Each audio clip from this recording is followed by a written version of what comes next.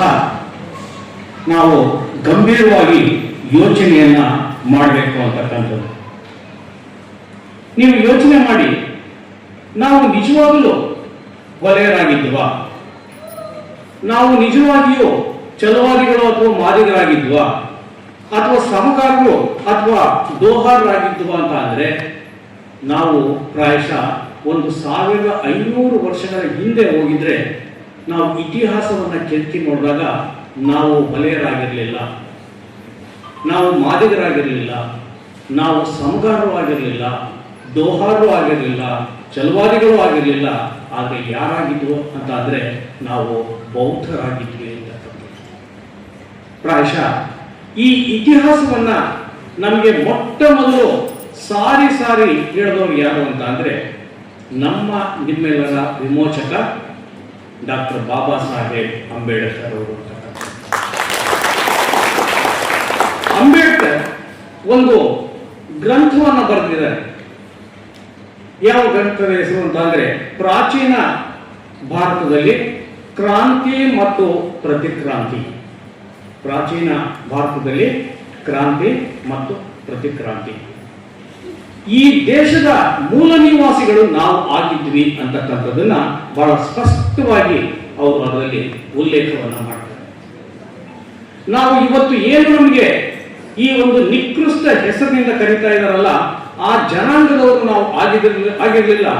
ಆದ್ರೆ ನಾವು ಯಾರಾಗಿದ್ವಿ ಅಂತಂದ್ರೆ ಬೌದ್ಧರು ಆಗಿದ್ವಿ, ನಾವು ಅನಾರ್ಯರು ಆಗಿದ್ವಿ, ನಾವು ಶಿಶುನಾಗನ ವಂಶದವರು ಆಗಿದ್ವಿ, ಬೌದ್ಧ ಧರ್ಮವನ್ನ ಮುನ್ನಡೆಸಿಕೊಂಡು ಬಂದಂತ ಮಗಧ ರಾಜ್ಯದ ದೊರೆಗಳಾಗಿದ್ವಿ ಅಂತಕ್ಕಂಥದ್ದನ್ನ ಕೂಲಂಕುಷವಾಗಿ ಅವರು ಆ ಒಂದು ಇತಿಹಾಸದ ಗ್ರಂಥದಲ್ಲಿ ಸಾರಿ ಹೇಳ್ತಾ ಇದ್ದಾರೆ. ನಮ್ಮ ವಂಶ ನಾಗವಂಶ ಅಂತ ಅಂದ್ಬಿಟ್ಟು ಹೇಳ್ತಾರೆ. ನಾಗವಂಶದ ಪದ್ಧತಿಗಳನ್ನ ಇವತ್ತು ಹೈಜಾಕ್ ಮಾಡಿರ್ತಕ್ಕಂಥವ್ರು ಕೋಟ್ಯಾಂತರ ರೂಪಾಯಿಯನ್ನು ದುಡ್ಡು ಮಾಡ್ಕೊಳ್ತಾರೆ. ನಾಗವಂಶದ ಒಂದು ಸಂಸ್ಕೃತಿಯ ಇತಿಹಾಸವನ್ನು ಹೊಂದಿರತಕ್ಕಂಥ ನಮ್ಮ ಸಂಸ್ಕೃತಿಯನ್ನ ಅವರು ಹೈಜಾಕ್ ಮಾಡಿ ಇವತ್ತು ಅವರು ದುಡ್ಡುಗಳನ್ನು ಮಾಡ್ಕೊಳ್ಳೋದ್ರ ಮುಖಾಂತರ ಇವತ್ತು ಪ್ರಪಂಚದಲ್ಲಿ ಕೋಟ್ಯಾಂತರ ರೂಪಾಯಿಯನ್ನ ಸಂಪಾದನೆ ಮಾಡ್ತಾ ಇದ್ದಾರೆ ಅಂತಕ್ಕಂಥದ್ದನ್ನ ನಾವು ಗಮನಿಸಬೇಕಾಗುತ್ತೆ ಅಂತ. ಬಂಧುಗಳೇ, ನಾವು ಇಲ್ಲಿ ಬಹುಮುಖ್ಯವಾಗಿ ಯೋಚನೆ ಮಾಡ್ತಾ ಇರ್ತಕ್ಕಂಥದ್ದು ಏನಪ್ಪಾ ಅಂತಂದ್ರೆ, ನಾವು ಮಗಧ ಸಾಮ್ರಾಜ್ಯವನ್ನ ಕಟ್ಟಿದಂತ ದೊರೆಗಳು, ಮಗಧ ಸಾಮ್ರಾಜ್ಯದ ದೊರೆಗಳು ನಾವು. ಸುಮಾರು 6-7 ತಲೆಮಾರುಗಳ ಕಾಲ ಈ ದೇಶವನ್ನ ಆಳಿದ ನಂತರದಲ್ಲಿ ಒಂದು 90 ವರ್ಷಗಳ ಕಾಲ ನಂದಾ ಡೈನಾಸ್ಟಿ ಅಂತ ಬಂತು. ನಂದಾ ಡೈನಾಸ್ಟಿಯ ನಂತರದಲ್ಲಿ ಪುನಃ ಕ್ರಾಂತಿಯನ್ನ ಮಾಡಿ ನಮ್ಮ ಸುಭದ್ರಸ್ತಿಗೆ ಈ ಒಂದು ಜನಾಂಗವನ್ನು ತೆಗೆದುಕೊಂಡು ಹೋಗುವ ನಿಟ್ಟಿನಲ್ಲಿ ಪುನಃ ಯಾವ ದೊರೆ ಅಂತಂದ್ರೆ ಚಂದ್ರಗುಪ್ತ ದೊರೆ ಮೌರ್ಯ ಸಾಮ್ರಾಜ್ಯವನ್ನ ಪ್ರಾರಂಭ ಮಾಡಿದ್ರು. ಮೌರ್ಯ ಸಾಮ್ರಾಜ್ಯವನ್ನ ಪ್ರಾರಂಭ ಮಾಡಿದ ನಂತರದಲ್ಲಿ ಬಿಂದುಸಾರ, ಆ ನಂತರದಲ್ಲಿ ಅಶೋಕ ಚಕ್ರವರ್ತಿಯ ಕಾಲದಲ್ಲಿ ಇಡೀ ಪ್ರಪಂಚಕ್ಕೆ ತಿಳುವಳಿಕೆ ಆಗ್ತಕ್ಕಂಥ ಬೌದ್ಧ ಧರ್ಮವನ್ನ ಪ್ರಚಾರ ಮಾಡಿರುವಂತ. ನೀವು ಇತಿಹಾಸವನ್ನ ಓದಿದಾಗ ನಿಮಗೆ ಸ್ಪಷ್ಟ ಆಗುತ್ತೆ ಏನಪ್ಪಾ ಅಂತಂದ್ರೆ, ಇವತ್ತು ಪ್ರಪಂಚದಲ್ಲಿ ಸುಮಾರು 25ಕ್ಕೂ ಹೆಚ್ಚು ರಾಷ್ಟ್ರಗಳಲ್ಲಿ ಬೌದ್ಧ ಧರ್ಮ ಪ್ರಚಾರದಲ್ಲಿ ಇದೆ. ಬೌದ್ಧ ಧರ್ಮವನ್ನ ಅನುಸರಿಸ್ತಾ ಇದ್ದಾರೆ.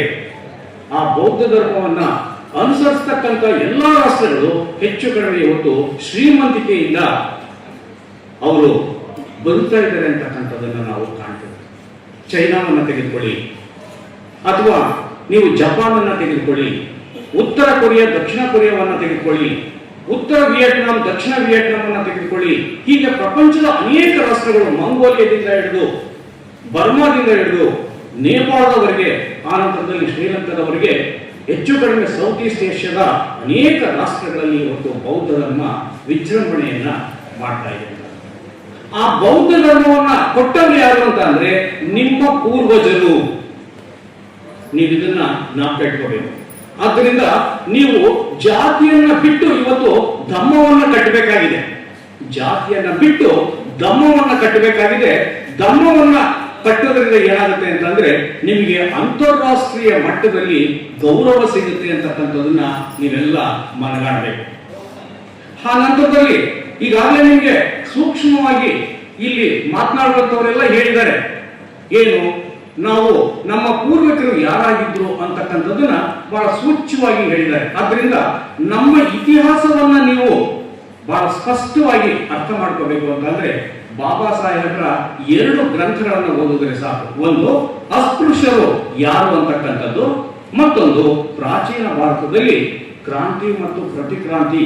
ಅವುಗಳನ್ನ ನೀವು ಇಟ್ಟುಕೊಂಡು ಪ್ರತಿಯೊಬ್ಬರು ಓದಿ ನಮ್ಮ ಇತಿಹಾಸವನ್ನ ನಾವು ಅರ್ಥ ಮಾಡ್ಕೋಬೇಕಾಗಿದೆ. ಪ್ರಾಯಶಃ ಅಂಬೇಡ್ಕರ್ ನಮ್ಮ ಜನಗಳನ್ನ ಕುರಿತು 2 ಅಭಿಪ್ರಾಯಗಳನ್ನು ಬಹಳ ಸ್ಪಷ್ಟವಾಗಿ ಹೇಳ್ತಾರೆ. ಒಂದೇನಂತ ಅಂದ್ರೆ, ಇವತ್ತು ನಮ್ಮ ಜನ ಮೇಲ್ಸ್ತರದಲ್ಲಿ ಬದುಕಬೇಕು ಅಂತ ಅಂದ್ರೆ 2 ಕ್ರಾಂತಿಗಳು ನಡೀಬೇಕಾಗಿದೆ. ಒಂದು ಕಲ್ಚರಲ್ ರೆವಲ್ಯೂಷನ್ ಅಥವಾ ಸಾಂಸ್ಕೃತಿಕ ಕ್ರಾಂತಿ ಅಂತ ಹೇಳ್ತಾರೆ, ಮತ್ತೊಂದು ರಾಜಕೀಯ ಕ್ರಾಂತಿ ಅಂತ ಹೇಳ್ತಾರೆ. Cultural revolution and political revolution ಅಂತ ಹೇಳ್ತಾರೆ. ಈ 2 ವಿಚಾರಗಳು ಬಂದಾಗ ಪೊಲಿಟಿಕಲ್ ಪವರ್ ಬಹಳ ಮುಖ್ಯ ಅಂತಾನೂ ಹೇಳ್ತಾರೆ. ಆದ್ರೆ ಪೊಲಿಟಿಕಲ್ ಪವರ್ ಅನ್ನ ನಾವು ಹಿಡಿಬೇಕಾದ್ರೆ ಮೊದಲು ಸಾಂಸ್ಕೃತಿಕ ಕ್ರಾಂತಿ ನಡೀಬೇಕು ಅಂತ ಹೇಳ್ತಾರೆ. ಸಾಂಸ್ಕೃತಿಕ ಕ್ರಾಂತಿಯಿಂದ ನಮ್ಮ ಇಡೀ ಜನಾಂಗವನ್ನ ಒಟ್ಟು ಮಾಡೋದಕ್ಕೆ ಸಾಧ್ಯ ಅನ್ನೋದಕ್ಕೆ ಸಂಬಂಧಪಟ್ಟಂತೆ ಅನೇಕ ಉದಾಹರಣೆಗಳನ್ನ ಕೊಡ್ತಾರೆ. ಇತಿಹಾಸದಲ್ಲಿ ಅದು ಇವತ್ತಿಗೂ ಜೀವಂತವಾಗಿದೆ ಅಂತಕ್ಕಂಥದ್ದು. ನೋಡಿ, ಜೀಸಸ್ ಕ್ರೈಸ್ತ ಬರೋದಕ್ಕಿಂತ ಮೊದಲು ಅವರು ತಮ್ಮಲ್ಲೇ ಹೊಡೆದಾಡಿಕೊಂಡು ರಕ್ತವನ್ನ ಚೆಲ್ಲಾಡಿಕೊಂಡು ಯಾವುದೇ ರೀತಿಯಲ್ಲಿ ಒಗ್ಗಟ್ಟಿನಿಂದಲೇ ಒಂದು ರೀತಿಯಲ್ಲಿ ಹೀನಾಯ ಬದುಕನ್ನ ಬದುಕ್ತಾ ಇರ್ತಾರೆ. ಆದ್ರೆ ಜೀಸಸ್ ಸಾಂಸ್ಕೃತಿಕವಾಗಿ ಅವರನ್ನೆಲ್ಲ ಒಂದು ತೆಕ್ಕೆಗೆ ತಂದ ನಂತರದಲ್ಲಿ ಇವತ್ತು ಕ್ರಿಶ್ಚಿಯನ್ರು ಸುಮಾರು 180 ರಾಷ್ಟ್ರಗಳಲ್ಲಿ ತಮ್ಮ ಇರುವಿಕೆಯನ್ನ ಹೇಳ್ಕೊಳ್ತಾ ಇದ್ದಾರೆ ಅಂತ ಅಂದ್ರೆ ಹೆಚ್ಚು ಕಡಿಮೆ ಪ್ರಪಂಚದ ಅನೇಕ ರಾಷ್ಟ್ರಗಳಲ್ಲಿ ಇವತ್ತು ಕ್ರೈಸ್ತರು ಅಧಿಕಾರವನ್ನ ಇಟ್ಕೊಂಡಿದ್ದಾರೆ. ಹಾಗೆಯೇ ಮೊಹಮ್ಮದ್ ಪೈಗಂಬರ್ ಹುಟ್ಟಕ್ಕಿಂತ ಮೊದಲು ಅವರು ಸಹ ತಮ್ಮಲ್ಲೇ ಕಡಿದಾಡಿಕೊಂಡು ರಕ್ತವನ್ನ ಹರಿಸ್ತಾ ಇದ್ರು. ಆದ್ರೆ ಮೊಹಮ್ಮದ್ ಪೈಗಂಬರ್ ಹೆಸರಿನಲ್ಲಿ ಇಸ್ಲಾಮಿನ ಅಡಿಯಲ್ಲಿ ಅವರು ಸಾಂಸ್ಕೃತಿಕವಾಗಿ ಒಗ್ಗಟ್ಟಾದ ನಂತರದಲ್ಲಿ ಇವತ್ತು ಪ್ರಪಂಚದ 60 ರಾಷ್ಟ್ರಗಳಲ್ಲಿ ಅವರು ಅಧಿಕಾರವನ್ನ ನಡೆಸ್ತಾ ಇದ್ದಾರೆ ಅಂತಕ್ಕಂಥದ್ದು. ಹಾಗೆಯೇ ಇದಕ್ಕೆ ಸಂಬಂಧಪಟ್ಟಂತೆ ಸಿಖ್ ಧರ್ಮವನ್ನ ಉದಾಹರಣೆಯನ್ನಾಗಿ ಕೊಡ್ತಾರೆ. ಹಾಗೆಯೇ ಬಹುಮುಖ್ಯವಾಗಿ ಇತ್ತೀಚಿನ ಏನು ಬಾಬಾ ಸಾಹೇಬ್ ಅಂಬೇಡ್ಕರ್ ಅವರು ಮತ್ತೊಂದು ವಿಚಾರವನ್ನ ಹೇಳ್ತಾರೆ, ಬಸವಣ್ಣನವರು ರೆವಲ್ಯೂಷನ್ ಮಾಡಿದಂತ ತತ್ವಗಳನ್ನು ಸಹ ಹೇಳ್ತಾರೆ. ಅವರು ಇಲ್ಲಿ ಹೇಳಲಿಕ್ಕೆ ಹೊರಟಿರ್ತಕ್ಕಂಥದ್ದು ಏನು ಅಂತ ಅಂದ್ರೆ, ಸಾಂಸ್ಕೃತಿಕವಾಗಿ ನಾವು ಏನಾದರೂ ಒಗ್ಗಟ್ಟಾಯಿತು ಅಂತ ಅಂದ್ರೆ ಆ ಸಾಂಸ್ಕೃತಿಕ ಒಗ್ಗಟ್ಟಿನಿಂದ ಈ ದೇಶದಲ್ಲಿ ನಾವು ರಾಜಕೀಯ ಅಧಿಕಾರವನ್ನು ಹಿಡಿಯಲಿಕ್ಕೆ ಸಾಧ್ಯ. ಒಂದು ವೇಳೆ ನಾವು ಸಾಂಸ್ಕೃತಿಕವಾಗಿ ಒಗ್ಗಟ್ಟು ಆಗದೇ ಇದ್ದ ಪಕ್ಷದಲ್ಲಿ ಯಾವುದೇ ಕಾರಣಕ್ಕೂ ರಾಜಕೀಯ ಅಧಿಕಾರವನ್ನು ಹಿಡಿಯೋದಕ್ಕಾಗೋದಿಲ್ಲ. ಆದ್ರಿಂದ ಈ ನಿಟ್ಟಿನಲ್ಲಿ ನೀವು ಸಾಂಸ್ಕೃತಿಕವಾಗಿ ಬದುಕನ್ನ ರೂಪಿಸಿಕೊಳ್ಬೇಕಾಗುತ್ತೆ ಅಂತ ನಾನು ಪುನಃ ಯಾಕೆ ಈ ಮಾತನ್ನ ಒತ್ತಿ ಹೇಳ್ತಾ ಇದ್ದೀನಿ ಅಂತ ಅಂದ್ರೆ, ಪ್ರಾಯಶಃ ನಮ್ಮ ದೇಶದಲ್ಲಿ ಇವತ್ತು ಹೆಚ್ಚು ಕಡಿಮೆ ಸುಮಾರು 30 ಕೋಟಿ ಇವತ್ತು ಅಸ್ಪೃಶ್ಯ ಜನಾಂಗ ಇದೆ ಅಂತ. 30 ಕೋಟಿ ಜನಾಂಗ. ಇಷ್ಟು ಜನಾಂಗ ಬೇರೆ ಯಾವ ಜಾತಿ ಧರ್ಮದವರಿಗೂ ಭಾರತದಲ್ಲಿ ಇಲ್ಲ. ಮುಸಲ್ಮಾನರಿಗೆ ಇಲ್ಲ, ಕ್ರಿಶ್ಚಿಯನ್ರಿಗೆ ಇಲ್ಲ, ಬ್ರಾಹ್ಮಣರಿಗೆ ಇಲ್ಲ, ಅಥವಾ ಇನ್ನು ಯಾವುದೇ ಜಾತಿ ಪಂಥದವರಿಗೆ ಇಲ್ಲ. ಆದರೂ ಸಹ ಅವರು ಅಧಿಕಾರವನ್ನ ಹಿಡಿಯೋದ್ರಲ್ಲಿ ಹಿಂದೆ ಎಲ್ಲೂ ಬಿದ್ದಿಲ್ಲ. ಯಾಕೆ ಅಂತಂದ್ರೆ ಅವರಿಗೆ ಒಂದು ಸಾಂಸ್ಕೃತಿಕ ಒಗ್ಗಟ್ಟಿನ ಬಲ ಇದೆ ಅಂತ ಆಗುತ್ತೆ. ಆದ್ರೆ ನಾವು ಏನಾದ್ರೂ ಸಾಂಸ್ಕೃತಿಕವಾಗಿ ಈ ದೇಶದಲ್ಲಿ ಒಗ್ಗಟ್ಟಿನ ಒಂದು ಪ್ರದರ್ಶನವನ್ನ ಮಾಡಿದ್ರೆ ಆಗ ನಮ್ಮಲ್ಲಿರ್ತಕ್ಕಂಥ ಸಣ್ಣ ಪುಟ್ಟ ಜಾತಿಯ ಒಂದು ವಿಷ ದ್ವೇಷಗಳು ಕಡಿಮೆ ಆಗಿ 30 ಕೋಟಿ ದಲಿತರು ನಾವು ಒಗ್ಗಟ್ಟಾಯಿತು ಅಂತ ಅಂದ್ರೆ ಆಗ ಕಲ್ಚರಲ್ಲಿ ನಾವು ಒಗ್ಗಟ್ಟಾಗಿದ್ದೀವಿ ಅಂತ ತೋರಿಸ್ಕೊಳ್ಳೋದ್ರ ಮೂಲಕ ರಾಜಕೀಯ ಅಧಿಕಾರವನ್ನು ಹಿಡಿಯಬಹುದು.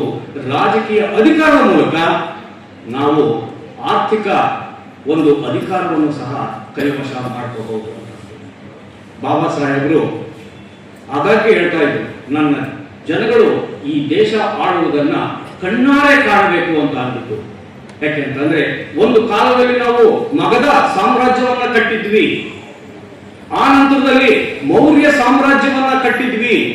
ನಂತರದಲ್ಲಿ ನಾವು ಕ್ರಿಸ್ತ ಶಕ 1ನೇ ಶತಮಾನದಿಂದ ಯಾವಾಗ ಮನುಸ್ಮೃತಿ ಜಾರಿಗೆ ಬಂತೋ ಅಲ್ಲಿಂದ ನಾವು ಗುಲಾಮಗಿರಿಯನ್ನ ಅನುಭವಿಸ್ತಾ ಎಂತಹ ಪರಿಸ್ಥಿತಿಗೆ ಬಂತು ಅಂತ ಅಂದ್ರೆ ನಾವು ಹೆಣಕ್ಕೆ ಸುತ್ತಿಟ್ಟಿದ್ದಂತ ಬಟ್ಟೆಯನ್ನ ಕಟ್ಕೊಳ್ಳುವಂತ ಪರಿಸ್ಥಿತಿಗೆ ಬಂತು.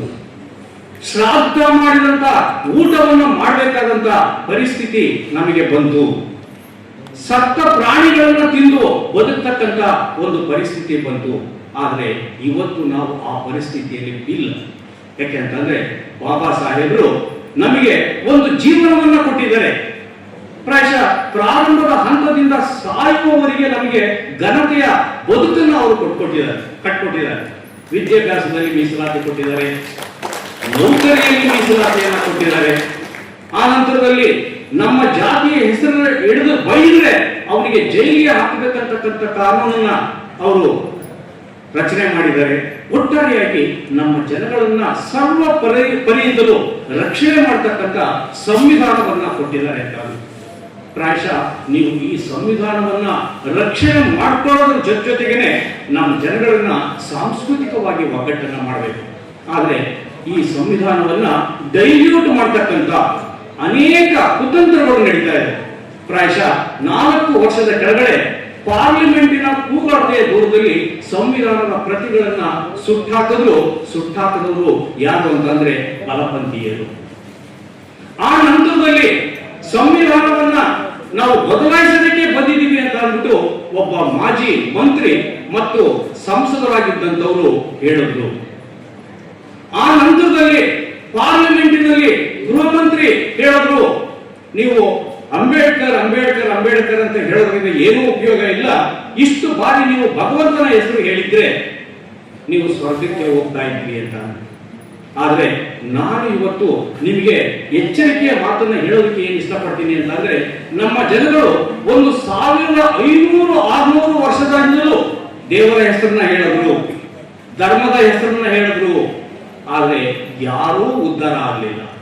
ಆದ್ರೆ 70 ವರ್ಷದಿಂದ ಈ ಕಡೆಗೆ ನಾವು ಇವತ್ತು ಬಾಬಾ ಸಾಹೇಬ್ ಅಂಬೇಡ್ಕರ್ ಹೆಸರು ಹೇಳಿದಕ್ಕೋಸ್ಕರ ನಾವು ಇವತ್ತು ಉಪನ್ಯಾಸಕರಾಗಿದ್ದೀವಿ, ಎಂಜಿನಿಯರ್ಗಳಾಗಿದ್ದೀವಿ, ಲಾಯರ್ಗಳಾಗಿದ್ದೀವಿ, ಡಾಕ್ಟರ್ಗಳಾಗಿದ್ದೀವಿ, ಜಿಲ್ಲಾ ಪಂಚಾಯತ್ ಮೆಂಬರ್ ಆಗಿದ್ದೀವಿ, MLA-ಗಳಾಗಿದ್ದೀವಿ, MP-ಗಳಾಗಿದ್ದೀವಿ, ಪ್ರೆಸಿಡೆಂಟು ಆಗಿದ್ದೀವಿ ಅಂತ ಅಂದ್ರು. ಆದ್ರಿಂದ ಬಾಬಾ ಸಾಹೇಬರ ಹೆಸರಿಗೆ ಎಷ್ಟು ಶಕ್ತಿ ಇದೆ ಅನ್ನೋದನ್ನ ನೀವೆಲ್ಲ ತೋರಿಸ್ಕೊಡ್ಬೇಕು ಅಂತ ಆದ್ರೆ ನೀವು ಸಾಂಸ್ಕೃತಿಕವಾಗಿ ಒಗ್ಗಟ್ಟಾಗಬೇಕು. ಅದರ ಮೂಲಕ ಜಾತಿಯನ್ನ ಬಿಟ್ಟು ಧಮ್ಮವನ್ನ ನೀವು ಕಟ್ಟಬೇಕು. ಧಮ್ಮವನ್ನ ಕಟ್ಟೋದ್ರ ಮೂಲಕ ನೀವು ರಾಜಕೀಯ ಅಧಿಕಾರವನ್ನು ಹಿಡ್ಕೊಂಡು ಆರ್ಥಿಕ ಅಧಿಕಾರವನ್ನು ಪಡ್ಕೊಂಡು ಪುನಃ ನೀವು ಈ ದೇಶದ ದೊರೆಗಳಾಗಿ ಬದುಕಬೇಕು ಅಂತಕ್ಕಂಥ ಮಾತನ್ನು ಹೇಳ್ತಾ ನಾನು ಮಾತನಾಡಿದೆ.